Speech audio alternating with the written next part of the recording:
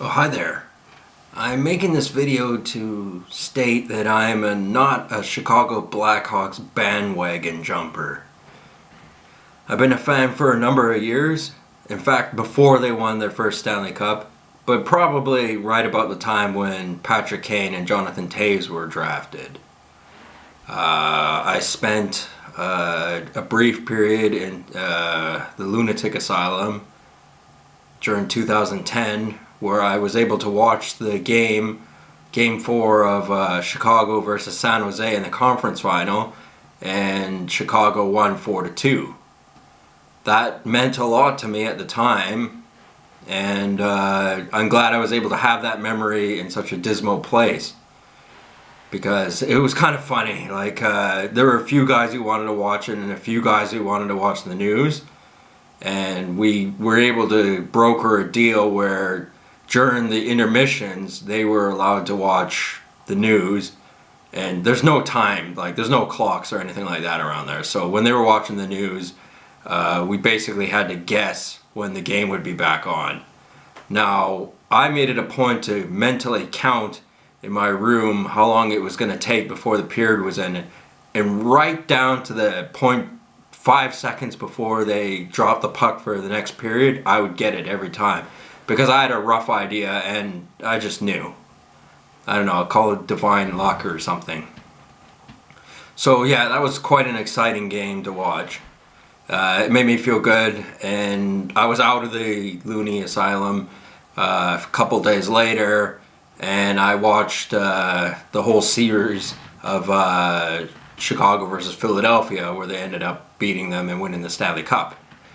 And that meant quite a bit to me too. I've never actually been to Chicago.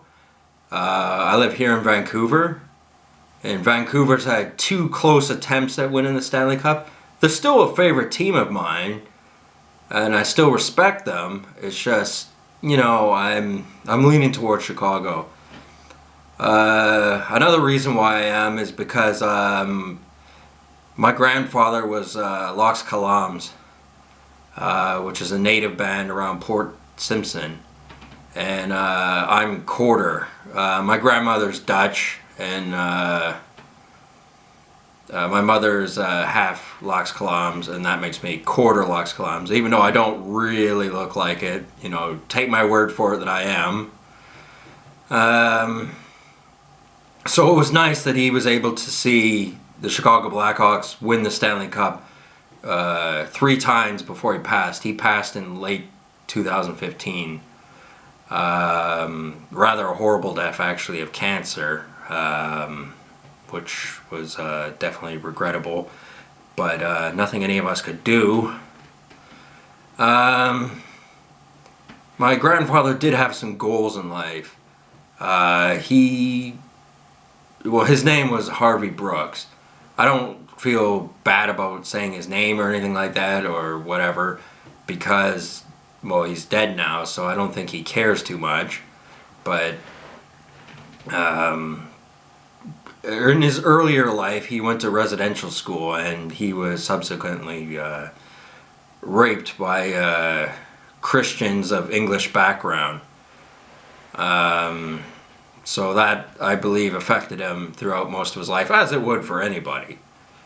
Now the thing is, my dad's actually English. It's my mother's side that's Lax Kw, and my dad's actually English. So he naturally didn't like my dad right from the start. So that kind of makes us the black sheep side of the family, unfortunately. But, you know, I don't think he held it against us or anything. It's just he'd never liked my dad, that's all.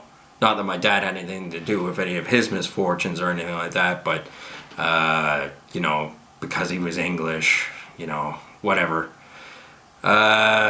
Anyway, my grandfather's grandfather, his name was Harry Brooks. That was his Christian name given to him, but his real name was Nishut. I'm probably pronouncing that poorly, because I never actually heard my grandfather mention his name or much about my heritage, as a matter of fact. Anyway, he was born in 1866 and died in 1949. So long before I was born. I was born in 86, so that was a long time before I was born. and he was the leading chief of the Gitsahala of the Tishmishan clan or nation. And when he was about 16, he was he was the owner of a giant boat. He inherited it, and the Governor General of Canada, whose name was Marquis of Laum, basically stole it from him in 1982 when my great-great-grandfather was about 16 years old. So they probably just figured, well, he's so young anyway, he doesn't know what to do with it, we're just going to take it off him because it's a historical piece, and who knows what their ideas were. They thought completely differently back then, and maybe not so differently now, but you know, there are reasons for things. I say all this because I'm part Lax Kw, and I feel a little bit proud that the Chicago Blackhawks are doing so well right now. Although I've never, like I said, I've never been to Chicago. I do plan on going there in the future, obviously. And I'm just glad that they're doing well right now. And hopefully they'll win another Stanley Cup. Now, I live near a suburb of Vancouver called Tsawwassen, which is where Brent Seabrook grew up. So I know a guy who knows a guy who knows Brent Seabrook. And this guy that knows Brent Seabrook gets a phone call from him after every game. And they discuss how the game went, I guess, and who knows what else. I know him because, well, I've never actually met him. I was driving in a car, and me and my friend waved to him, and he called out his name, and he waved back. But I noticed in the deli that was nearby, there's a picture of Brent Seabrook with him. So I know it's a legit story. I don't expect you to believe me, but hey, if you want to believe me, then you're more than welcome to. If you don't want to believe me, then don't believe me. It's not really that far-fetched a story, but yeah, you know, people are entitled to their opinions. That's perfectly all right.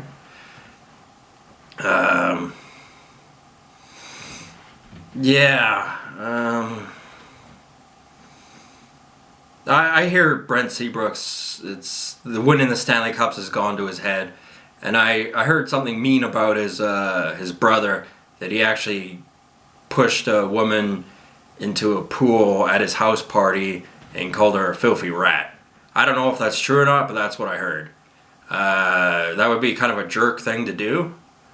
I'm not saying that's what happened, but I'm saying that's what I heard.